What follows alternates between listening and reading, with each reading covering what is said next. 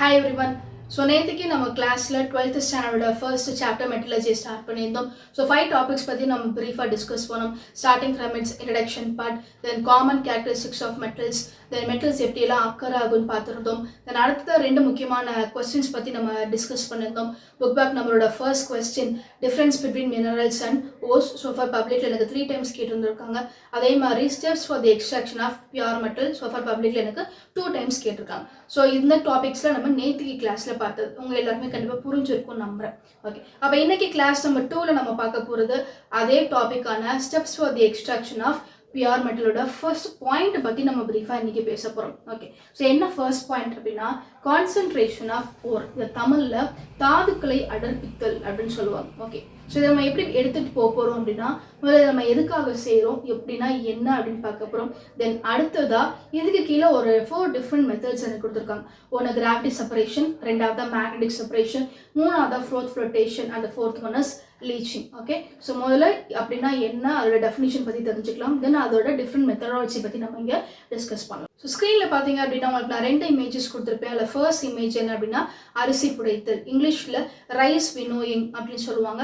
Second image பார்த்தீங்க அப்படின்னா மாவு சலித்தல், இங்கிலீஷில் சிஃப்டிங் ஃப்ளார் அப்படின்னு சொல்லுவாங்க. ஓகே, ஸோ இந்த 2 ஆக்ஷன்ஸுமே நான் டெய்லி லைஃப்பில் நம்ம நார்மலாக நம்ம வீடுகளில் பார்க்கக்கூடிய விஷயங்கள். உங்கள் அம்மாவோ உங்கள் பாட்டியோ பண்ணியிருக்கலாம், சம்டைம்ஸ் நீங்கள் கூட பண்ணியிருக்கலாம். ஓகே, இந்த 2 ஆக்ஷன்ஸை நம்ம எதுக்காக செய்கிறோம்? இப்போ கடையிலேருந்து நம்ம அரிசி வாங்கிட்டு வரோம், அதில் நமக்கு கணக்கு தெரிஞ்ச கல்லோ மண்ணோ தூசியை கலந்துருக்கலாம். அதே மாதிரி மாவு வாங்கிட்டு வரும், மாவு வாங்கி ரொம்ப நாளாக இருந்திருக்கும், அப்போ ஆட்டோமேட்டிக்காக அதில் வண்டு வைக்க ஆரம்பிச்சிருக்கும். அப்போ இந்த மாதிரி நமக்கு கண்ணுக்கு தெரிஞ்ச கல்லோ மண்ணோ தூசியோ இல்லை வண்டியோ நம்ம என்ன பண்ணுறோம், ரிமூவ் பண்ணுறோம் by doing these 2 process called as rice winnowing and sifting flour. Okay, அப்போ டெய்லி லைஃப்பில் பண்ணக்கூடிய இந்த 2 விஷயங்களை தான் இங்கே நான் எதுக்கு அப்ளை பண்ணுறேன், மெட்டல்ஸ்க்கு அப்ளை பண்ணுறேன். ஓகே, இது நம்ம ஏன் செய்கிறோம்? மெட்டல்ஸுமே நம்ம எங்கேருந்து எக்ஸ்ட்ராக்ட் பண்ணி எடுக்கிறோம்? மண்ணுலேருந்து, எர்த்தோட கிரஸ்ட் அண்டர் கிரவுண்டில் தான் நம்ம எக்ஸ்ட்ராக்ட் பண்ணி எடுக்கிறோம். அப்போ அப்படி நம்ம எடுக்கும்போது நமக்கு தேவை மெட்டல்ஸ் தான். ஸோ அங்கேயும் நமக்கு தேவை இல்லாத கல் மண் தூசி இது எல்லாமே எனக்கு கலந்துருக்கலாம். அப்போ அந்த விஷயங்கள்லாம் ரிமூவ் பண்ணக்கூடிய ப்ராசஸ்க்கு பேர் தான் எனக்கு ராக்கி மெட்டீரியல்ஸ். அதே மாதிரி கண்ணுக்கு தெரியாத சில மற்ற கெமிக்கல்ஸ் உங்களுக்கு என்ன பண்ணியிருக்கலாம், மெட்டல்ஸோட எனக்கு கம்பைன்ட் ஆகி காம்பினேஷன் ஃபார்மில் இருக்கலாம். ஓகே, இப்போ இதெல்லாம் ரிமூவ் பண்ணுறக்கூடிய ப்ராசஸ்க்கு பேர் தான் எனக்கு கான்சன்ட்ரேஷன் ஆஃப் ஓர். அதாவது எனக்கு தேவையில்லாத விஷயங்கள்லாம் ரிமூவ் பண்ணிட்டு எனக்கு தேவைப்படக்கூடிய அந்த மெட்டல்ஸை மட்டும் நான் என்ன பண்ண போகிறேன், சேர்த்து வச்சுக்க போகிறேன், கலெக்ட் பண்ணி வச்சுக்க போகிறேன். ஸோ அந்த ப்ராசஸ்க்கு பேர் தான் கான்சன்ட்ரேஷன் ஆஃப் ஓர் அப்படின்னு சொல்கிறாங்க. ஓகே, அப்போ இந்த மெத்தடில் நான் மொத்தம் 3 விஷயங்களை ரிமூவ் பண்ண போகிறேன். ஃபர்ஸ்ட் விஷயம் என்ன அப்படின்னு பார்த்தீங்கன்னா ராக்கி மெட்டீரியல்ஸ். இப்போ தானே சொல்லியிருந்தோம். ஸோ நம்ம கண்ணுக்கு தெரிஞ்ச கல் மண் தூசி இதில் தான் அவங்க என்ன சொல்கிறாங்க, ராக்கி மெட்டீரியல்ஸ், தமிழில் பாறை பொருட்கள் அப்படின்னு சொல்லுவாங்க. ஸோ இதை நம்ம ஃபர்ஸ்ட் வெளியில் எடுத்து போட போகிறோம். தென் அடுத்ததாக நான் மெட்டாலிக் இம்பியூரிட்டிஸ். நம்ம லெசன் நேமே எனக்கு என்னது, மெட்டலர்ஜி. நான் எக்ஸ்ட்ராக்ட் பண்ணி எடுக்க போகிறது எனக்கு மெட்டல்ஸ் தான். அப்போ எனக்கு தேவை இல்லாத நான் மெட்டல்ஸ். ஃபார் எக்ஸாம்பிள் இப்போ லெட் ஆக்சைடு இருக்கு, PbO. ஓகே, இப்போ லெட் அப்படின்றது எனக்கு மெட்டல், அதோட சேர்ந்து இருக்கக்கூடிய ஆக்சிஜன் அப்படின்றது எனக்கு நான் மெட்டல். இப்போ நான் என்ன பண்ணுறேன், எனக்கு தேவை இல்லாத ஆக்சிஜன் அப்படின்ற நான் மெட்டலை மட்டும் எடுத்து நான் வெளியில் போடுறேன். ஸோ இதுக்கு பேர் தான் என்னது, நான் மெட்டாலிக் இம்பியூரிட்டிஸ். ஓகே, தென் அடுத்தது 3வது பார்த்தீங்கன்னா என்ன கொடுத்துருக்கேன், சிலிஷியஸ் மேட்டர். ஓகே, அப்போ சிலிஷியஸ் மேட்டர்னா என்ன அப்படின்னா நார்மலாகவே நம்மளோட எர்த் கிரஸ்டில் சிலிக்கான் எலமெண்ட்ஸோட பர்சன்டேஜ் ரொம்ப ரொம்ப அதிகம். ஈவன் இப்போ இந்த பிக்சரில் கூட நீங்கள் பார்த்தீங்க அப்படின்னா 27.7%. அதாவது ஆக்சிஜனுக்கு அடுத்து எர்த் கிரஸ்டில் அதிகமாக இருக்கக்கூடிய ஒரு எலமெண்ட் தான் என்னது, எனக்கு சிலிக்கான். அதோட சிம்பிள் எனக்கு SI அட்டாமிக் நம்பர் 14 அப்படின்னு சொல்லுவோம். ஓகே, அப்போ அந்த சிலிக்கான் பார்த்தீங்க அப்படின்னா நமக்கு தேவையில்லாத ஒரு விஷயம்.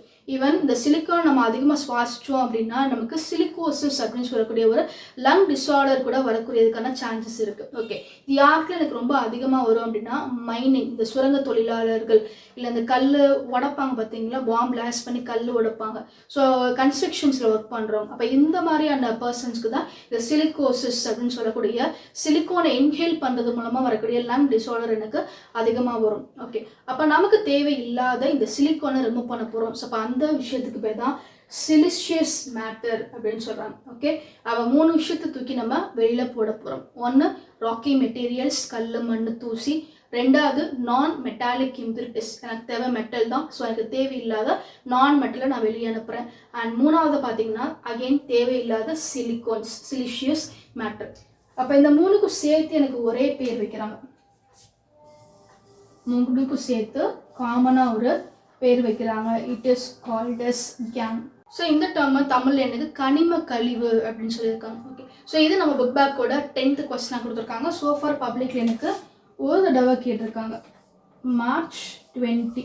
ஓகே, ஸோ ஒரு தடவை கேட்டிருக்காங்க. இது book back number 10th question. Okay, so இப்போ உங்களுக்கு டெஃபினிஷனாக என்னென்னு புரிஞ்சிருக்குன்னு நினைக்கிறேன். எதுக்காக மெட்டலர்ஜியில் அந்த கான்சன்ட்ரேஷன் ஆஃப் ஓர் அப்படின்றது ஃபர்ஸ்ட் ஸ்டெப்பாக வச்சிருக்காங்க அப்படின்றது உங்களுக்கு புரிஞ்சிருக்குன்னு நினைக்கிறேன். ஓகே, ஸோ அடுத்து நம்ம பார்க்க போகிறது இதுக்கு கீழே வரக்கூடிய ஒரு 4 டிஃப்ரெண்ட் மெத்தட்ஸ் பற்றி தான் டிஸ்கஸ் பண்ணுறோம். அதில் ஃபர்ஸ்ட் நம்ம பார்க்க போகிறது கிராவிட்டி செப்பரேஷன். ஸ்க்ரீனில் பார்த்தீங்கன்னா உங்களுக்கு ஒரு இமேஜ் கொடுத்துருப்பேன். அந்த இமேஜில் என்ன பண்ணுறாங்க அப்படின்னா பொட்டேட்டோஸை நல்ல ஒரு ஸ்பீடு வாட்டரை நல்லா ஃபோர்ஸாக பாஸ் பண்ணி என்ன பண்ணுறாங்க, நல்லா வாஷ் பண்ணுறாங்க. ரைட், ஸோ அப்படி வாஷ் பண்ணும்போது என்ன நடக்குது, அந்த பொட்டேட்டோக்கு மேலே ஒட்டிகிட்டு இருக்கக்கூடிய அந்த மண்ணெலாம் உங்களுக்கு என்ன ஆகுது, எனக்கு அந்த தண்ணியோட ஃபோர்ஸுக்கு கம்ப்ளீட்டாக எனக்கு வாஷ் அவுட் ஆகிடுது.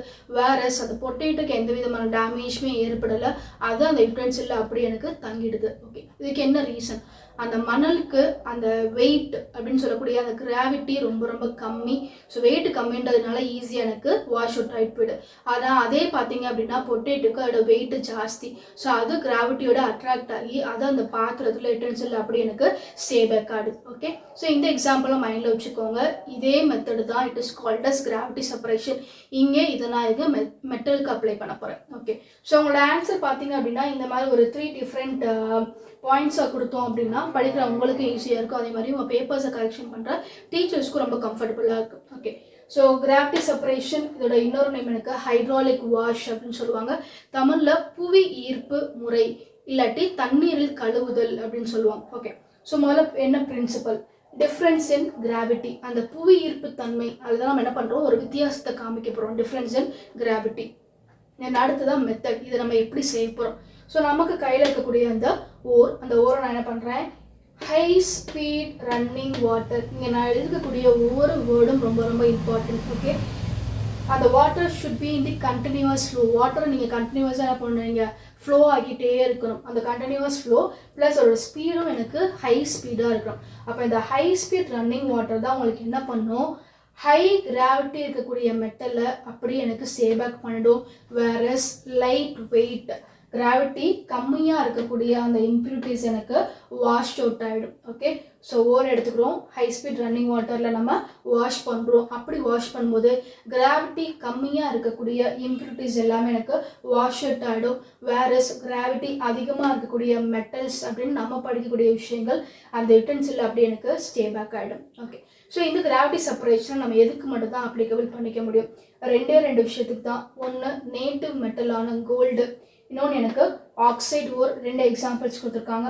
One is hematite with the formula of Fe2O3, ரெண்டாவது tinstone with the formula of SnO2. Okay, so இது மொத்தமாக பார்த்தோம் அப்படின்னா it's a 3 mark question, gravity separation. Okay, so for எனக்கு பப்ளிக்கில் 2 times கேட்டிருக்காங்க. ஒன்று May 22, இன்னொன்று லாஸ்ட் இயர் March 26 அப்படின்னு சொல்லிட்டு 2 பப்ளிக் பேப்பர்ஸில் எனக்கு சோஃபார் கேட்டிருக்காங்க. ஓகே, ஸோ இதில் வந்து நம்ம என்ன ஒரு 1 word எதிர்பார்க்கலாம் அப்படின்னா, இந்த அப்ளிகேஷனை நீங்கள் ஒரு 1 word எதிர்பார்க்கலாம்.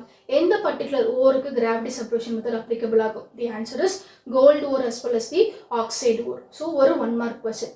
ரெண்டாவது 1 word நம்ம எங்கே எதிர்பார்க்கலாம்னா இந்த ஃபார்முலாஸில் எதிர்பார்க்கலாம். ஹெமடைட் அப்படின்றது அயனோட ஒரு ஓர், ஃபார்முலா எனக்கு Fe2O3. டின்ஸ்டோன் டின்னோட ஒரு ஓர் SnO2. ஓகே, ஸோ இந்த 2 ஃபார்முலாஸை நம்ம என்ன பண்ணலாம், 1 word எதிர்பார்க்கலாம். மொத்தமாக பார்த்தோம் அப்படின்னா it's a 3 mark question. Question பேப்பரில் இந்த ஒரு வார்த்தை மட்டும் தான் உங்களுக்கு கொடுப்பாங்க. பட் நீங்கள் படிக்கும்போது இந்த செகண்ட் வேர்டை சேர்த்து ஞாபகம் வச்சுக்கோங்க. ஏன்னா ஹைட்ரா அப்படின்னா வாட்டர் அப்படின்னு அர்த்தம். ஓகே, ஸோ இந்த 2 வேர்டை மட்டும் நம்ம கரெக்டாக படிச்சிட்டோம் அப்படின்னா இதை வச்சு நீங்கள் என்ன பண்ணிடலாம், மொத்த கொஸ்டினுமே எழுதி முடிச்சிடலாம்.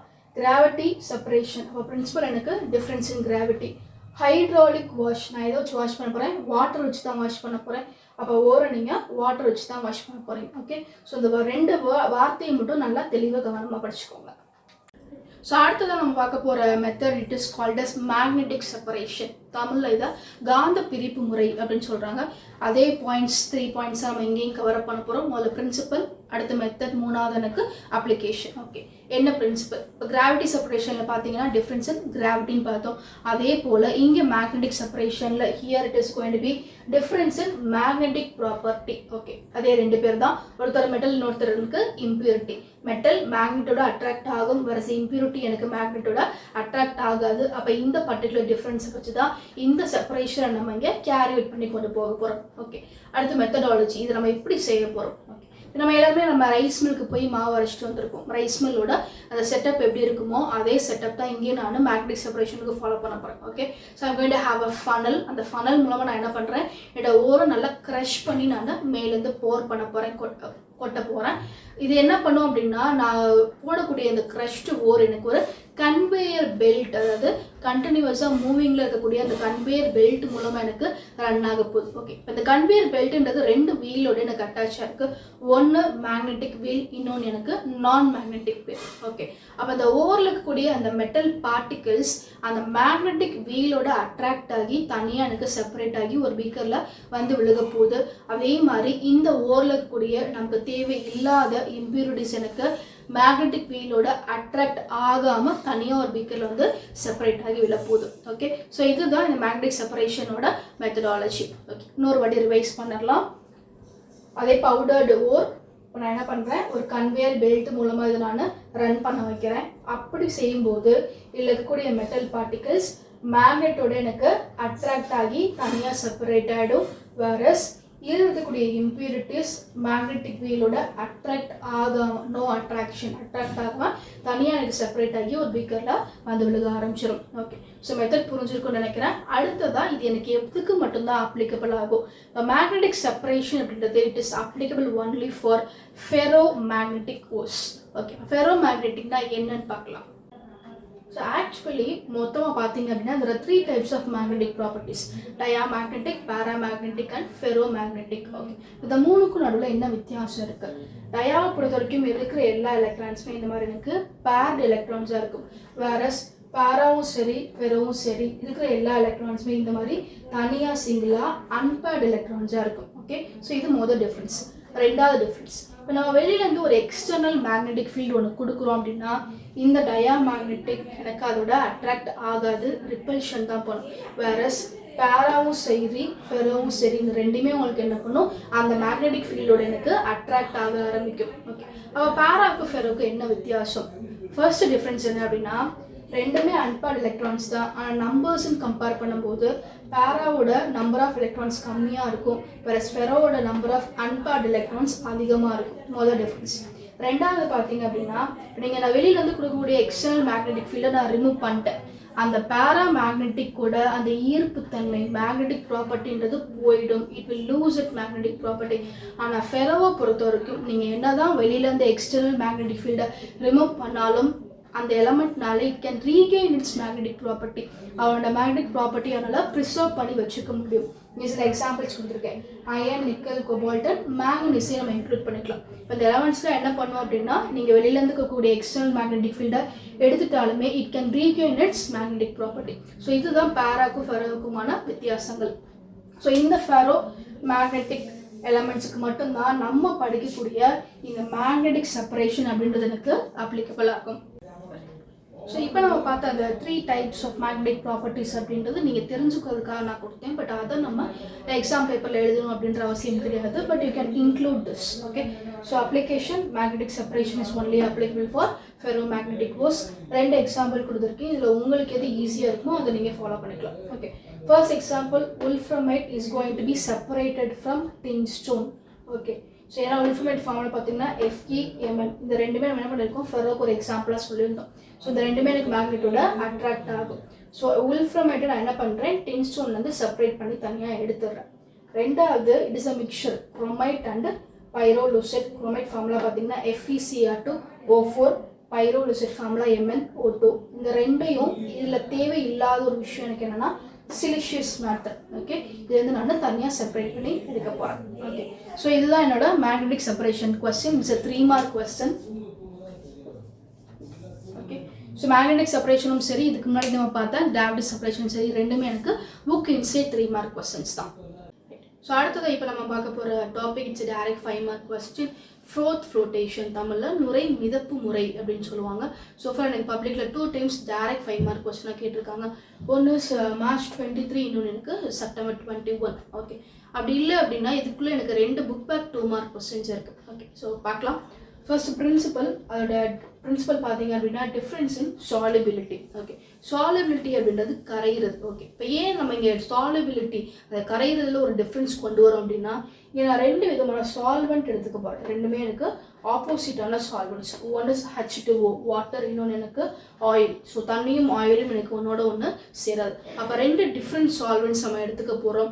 அப்போ இதில் நம்ம பேசக்கூடிய நமக்கு தேவையான மெட்டல்ஸ் எனக்கு ஆயிலில் கரைய போது, வேற நமக்கு தேவையில்லாத அந்த இம்பியூரிட்டிஸ், அந்த கேங் அப்படின்னு சொல்லக்கூடிய விஷயம் தண்ணியில் எனக்கு கரைய போகுது. அப்போ 2 வேறு வேறு விஷயங்கள் மெட்டல் ஆயிலில் சாலிபிள் ஆக போகுது, வேற இம்பியூரிட்டிஸ் எனக்கு வாட்டரில் சாலிபிள் ஆக போகுது. அப்போ இங்கே தான் we are going to have a difference in solubility. கரையிறதுல நம்ம அப்புறம் ஒரு சின்ன டிஃப்ரென்ஸ் காமிக்க போகிறோம். So coming to the method, இதை நம்ம எப்படி கேரி அவுட் பண்ண போகிறோம். ஓகே, ஸோ முதல்ல என் கையில் இருக்கக்கூடிய அந்த ஓரோட நான் என்ன சேர்க்குறேன், 2 சால்வெண்ட் சேர்க்குறேன். ஒன்று வாட்டர், இன்னொன்று எனக்கு ஆயில். ஓகே, ஆயிலுக்கு நமக்கு 2 ஆப்ஷன் கொடுக்குறாங்க. Either we can go with pine oil or we can go with eucalyptus oil. Okay, then அடுத்தது எக்ஸ்ட்ராவாக நான் சேர்க்கக்கூடிய விஷயம் கலெக்டர். ஓகே, அப்போ கலெக்டருக்கு நான் எடுத்துக்க போகிற example sodium ethyl xanthate. Okay, so okay, ஓரை கரைக்கிறதுக்கு 2 விதமான சால்வெண்ட்ஸ். ஓகே, ஸோ அடுத்து நம்ம ஏன் இந்த கலெக்டரை ஆட் பண்ணுறோம், அப்போ அந்த கலெக்டரோட ரோல் என்ன அப்படின்னு பார்த்தோம் அப்படின்னா, it is acting as a water repellent. For example சொல்லணும் அப்படின்னா, இப்போ நம்ம மழை பெய்யுது, ரெயின் கோட் போட்டு போகிறோம். அந்த ரெயின் கோட் உங்களுக்கு என்ன பண்ணும் அப்படின்னா, நம்ம மேலே அந்த மழை தண்ணி விடாமல் நம்மளை என்ன பண்ணுது, அதுக்கு ப்ரிவென்ட் பண்ணி கொடுக்குது. ஓகே, அப்போ அதே மாதிரி தான் இங்கே நான் எதை ப்ரிவென்ட் பண்ணணும் அப்படின்னா, மெட்டல் பார்ட்டிகல்ஸை தண்ணியில் கரைய விடாமல் நான் ப்ரிவென்ட் பண்ணணும். Metal has to be dissolve only with the oil. Metal எனக்கு நான் போடக்கூடிய அந்த எண்ணெயில் ஆயிலில் மட்டும்தான் கரையணுமே தவிர அது எனக்கு எங்கே போய் கலந்துடக்கூடாது, வாட்டரில் போய் கலந்துடக்கூடாது.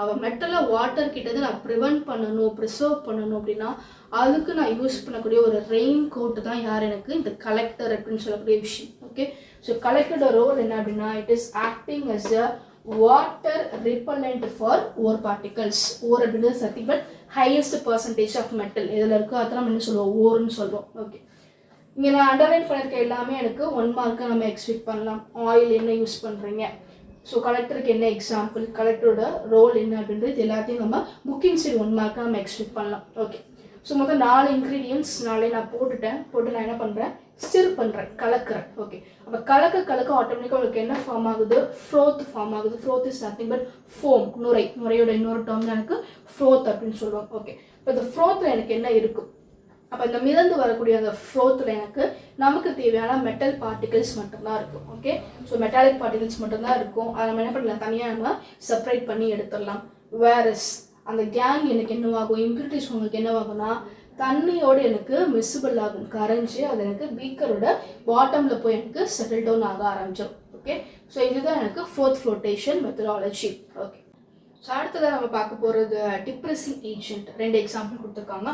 ஒன்று சோடியம் சைனேட் NaCN, இன்னொன்று sodium carbonate Na2CO3. Okay, so froth ஃப்ளோட்டேஷனில் இந்த டிப்ரெசிங் ஏஜென்ட்டோட ரோல் என்ன அப்படின்னா, இப்போ நம்ம என்ன ஓர் வேணால் எடுத்துக்கலாம். ஓகே, ஓர் எல்லாத்தையும் நம்ம எங்கேருந்து எக்ஸ்ட்ராக்ட் பண்ணி எடுக்கிறோம், அண்டர் கிரவுண்ட் எர்த் க்ரஸ்ட்லேருந்து தான் நம்ம எக்ஸ்ட்ராக்ட் பண்ணி எடுத்துகிட்டு இருக்கோம். ரைட், ஸோ அப்படி எடுக்கும்போது ஒரு மெட்டல் ஓர் இன்னொரு மெட்டல் ஓரோட உங்களுக்கு என்ன பண்ணியிருந்துருக்கலாம், எனக்கு கலந்துருக்கலாம். ஓகே, இப்போ சப்போஸ் எனக்கு இங்கே PBS மட்டும்தான் வேண்டும், இதோட சேர்ந்து வரக்கூடிய ZNS எனக்கு வேண்டாம் அப்படின்னு நம்ம நினச்சோம் அப்படின்னா, இந்த ZNS PBSோட நான் என்ன பண்ணணும், கலந்துராமல் சேர்ந்துடாமல் நான் அதை ப்ரிவென்ட் பண்ணி தனியாக எடுக்கணும். ஸோ அதுக்காக நம்ம யூஸ் பண்ணக்கூடிய ஏஜென்ட்டுக்கு பேர் தான் எனக்கு டிப்ரெசிங் ஏஜென்ட் அப்படின்னு சொல்லுவாங்க. ஓகே, அப்போ இது என்ன செய்யும் அப்படின்னா, நம்ம தேவையில்லைன்னு நினைக்கக்கூடிய இந்த ZNSோட ஃப்ளோட்டிங் ப்ராப்பர்ட்டி எனக்கு ஸ்டாப் பண்ணணும், டிப்ரெஸ் பண்ணிடும். ஓகே, ஸோ ZNSோட ஃப்ளோட்டிங் ப்ராப்பர்ட்டி அது PBSோட கலந்துராமல் அதோட ஃப்ளோட்டிங் ப்ராப்பர்ட்டி எனக்கு அப்படியே ஸ்டாப் பண்ணி கொடுத்துரும். அப்போ இதனால நம்ம என்ன பண்ணலாம், நமக்கு தேவையான PBSை மட்டும் நம்ம செப்பரேட் பண்ணி எடுத்துடலாம். ரைட், இது எப்படி நடக்கும் அப்படின்னா, இந்த ZNSோட இந்த டிப்ரெசிங் ஏஜென்ட் எனக்கு வேலை செய்யும், இந்த ரெண்டும் எனக்கு கம்பைன் ஆகும். ஓகே, அப்போ அந்த டிப்ரெசிங் ஏஜென்ட் உங்களுக்கு என்ன பண்ணும், நம்ம தேவையில்லைன்னு நினைக்கக்கூடிய இந்த மெட்டலை இந்த மாதிரி ஒரு காம்ப்ளெக்ஸ்க்குள்ளே போட்டு லாக் பண்ணிடும். இந்த மாதிரி ஒரு காம்ப்ளெக்ஸ்க்குள்ளே போட்டு எனக்கு கம்ப்ளீட்டாக லாக் பண்ணிவிடும். அப்போ ஆட்டோமேட்டிக்காக இசட்என்எஸ்னால இதை வெளியில் வர முடியாது. அப்போ ஆட்டோமேட்டிக்காக எந்த விதமான டிஸ்டர்பன்ஸுமே இல்லாமல் நீங்கள் யாரை மட்டும் ஈஸியாக வெளியே எடுத்துடலாம், நமக்கு தேவையான லெட் பார்ட்டிகல்ஸை மட்டும் ஈஸியாக நம்ம வெளியில் எடுத்துடலாம். ஸோ இதுதான் என்னோட டிப்ரெசிங் ஏஜென்ட்டுக்கான ரோல். இது எங்கே இருக்குது அப்படின்னா புக் பேக் கொஸ்டின் நம்பர் 12ஓட 4th சப்டிவிஷனில் எனக்கு இதை கேட்டிருக்காங்க. ஓகே, ஸோ பிரின்சிபல் பார்த்தாச்சு, மெத்தட் பார்த்தாச்சு, கடைசி டாபிக் என்ன அப்படின்னா அப்ளிகேஷன். ஸோ ஃபோர்த் ரொட்டேஷன் எதுக்கு மட்டும் தான் அப்ளிகபிள் ஆகும்? It is applicable only for the sulphide hose. அதே 2 எக்ஸாம்பிள் தான். இப்போ சப்போஸ் இப்போ எனக்கு இசட்என்எஸ் மட்டும் வேணும், பிபிஎஸ் வேணும் அப்படின்னா இதை நீங்கள் என்ன பண்ணிக்கலாம், இங்கே போட்டுக்கலாம். ஸோ 2 ஓஸுக்குமே உங்களுக்கு என்ன பண்ணலாம், நம்ம ஃபோர்த் ரொட்டேஷனை அப்ளை பண்ணலாம். PBS it is called as galena and ZNS it is called as zinc blend. And இது நம்மளோட book back number 2nd question. So முன்னாடியே சொன்ன மாதிரி ஓவராலாக பார்த்தோம் அப்படின்னா fourth rotation is direct 5 mark question. ஆனால் அதுக்குள்ள 2 புக் பேக் கொஸ்டின் இங்கே இருக்குது, நம்ம இங்கே கொடுத்துருக்கோம். ஓகே, ஸோ இதை தவிர்த்து புக் பேக் 1 வேர்ட்ஸும் இந்த டாப்பிக்லேருந்து கேட்டிருக்காங்க. கொஸ்டின் பார்த்தீங்க அப்படின்னா கொஸ்டின் நம்பர் 7 ஒரு மேக்ஸ் த ஃபாலோயிங் மாதிரி கொடுத்துருப்பாங்க. அதில் செகண்ட் கொஸ்டின் பாருங்களேன், ஃபோர்த் ஃப்ளோட்டேஷன் ப்ராசஸ். ஓகே, இப்போ முன்னாடியே சொல்லிட்டோம் ஃபோர்த் ஃப்ளோட்டேஷன்றது சல்ஃபருக்கு தான் அப்ளிகபிள் ஆகும், சல்ஃபைடு. இப்போ ஆன்சர் பார்த்தீங்க அப்படின்னா ட்ரெஸ்ஸிங் ஆஃப் இசட்என்எஸ், அதான் அதோட ஆன்சர். ஃபோர்த் ஃப்ளோட்டேஷனுக்கு நேராக இருக்கக்கூடிய ட்ரெஸ்ஸிங் ஆஃப் இசட்என்எஸ், அதான் ஆன்சர். அடுத்து 12th question, 12th one word. Which one of the following ore is best concentrated by fourth flotation? Okay, magnetite கொடுத்துருக்காங்க, அது கிடையாது. ஹெமடைட் அதுவும் இல்லை. அடுத்து 3வது ஆப்ஷனான கெலினா, கெலினாவோட ஃபார்மில் தான் எனக்கு பிபிஎஸ். ஸோ சல்ஃபைட் ஓருக்கு மட்டும்தான் ஃபோர்த் ஃப்ளோட்டேஷன் அப்ளிகபிள் ஆகும். ஸோ இன்றைக்கி கிளாஸில் நம்ம ஃபார் 3 டாபிக்ஸ் பார்த்துருக்கோம். முதல்ல அதோட காமன் டாப்பிக்கான கான்சன்ட்ரேஷன் ஆஃப் ஓர்னா என்னன்னு பார்த்துருந்தோம். அடுத்ததாக கிராவிட்டி செப்பரேஷன், மேக்னெட்டிக் செப்பரேஷன், ரெண்டுமே புக் இன்சைட் 3 மார்க் கொஸ்டின். தென் அடுத்ததாக ஒரு 5 மார்க் கொஸ்டின் ஃபோர்த் ஃப்ளோட்டேஷன் பார்த்துருக்கோம். ஓகே, ஸோ கடைசி டாப்பிக்கான லீச்சிங்கை நம்ம நாளைக்கு கிளாஸில் கண்டிப்பாக பண்ணலாம். இன்றைக்கி டீச் பண்ண எல்லாமே உங்கள் எல்லாருக்குமே நல்லா புரிஞ்சிருக்கும் நம்புகிறேன். ஸோ டெய்லி கிளாஸஸ் ஃபாலோ பண்ணிட்டே இருங்க. அப்போ நம்ம தான் கம்ப்ளீட்டாக அந்த சாப்டர் நம்ம முடிஞ்ச மாதிரி இருக்கும். Okay, so see you tomorrow. Thank you.